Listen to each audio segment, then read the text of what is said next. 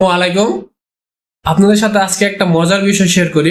কালকে আমার কাছে একসাথে দুইটা ডেড বোর্ড আসছিল, একটা A03 এবং একটা A04। দুটোটাই স্যামসাং এর বোর্ড এবং দুইটা বোর্ডই সেম সমস্যা ছিল। তো প্রথমে একটা বোর্ডের ডেড সলিউশন করি এবং ওইটা ঠিক হয়।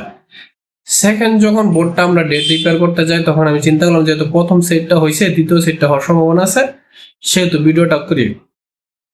তো যখন ভিডিও করতে যাই তখন দ্বিতীয় বোর্ডটা মানে A04টাও ঠিক হয়, কিন্তু ওইটার ভিতরে সমস্যা হয় কি গ্রাফিক্স আসে না। যে এখানে দুইটা বোর্ডই আছে, এটা হচ্ছে A03 এর বোর্ড আর এটা হচ্ছে A04 এর বোর্ড। এই সেটটা প্রথমে করি তখন এই সেটটা কাজ হয়, যখন এই সেটটা আমি দ্বিতীয়বারের মতো কাজ করতে যাই তখন এই সেটটা ঠিক হয়, কিন্তু এই সেটটা হয় কি আপনার গ্রাফিক্স আসে না।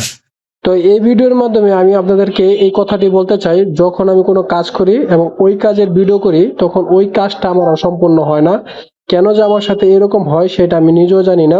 তো এই ভিডিও করার মূল উদ্দেশ্য হচ্ছে এটাই যে অনেকজন আমাকে বলেন ভাই প্র্যাকটিক্যাল ভিডিও দেন, প্র্যাকটিক্যাল ভিডিও যে আমি কেন দেই না। আশা করি এই বিষয়টা আপনাদের বুঝাইতে পেরেছি।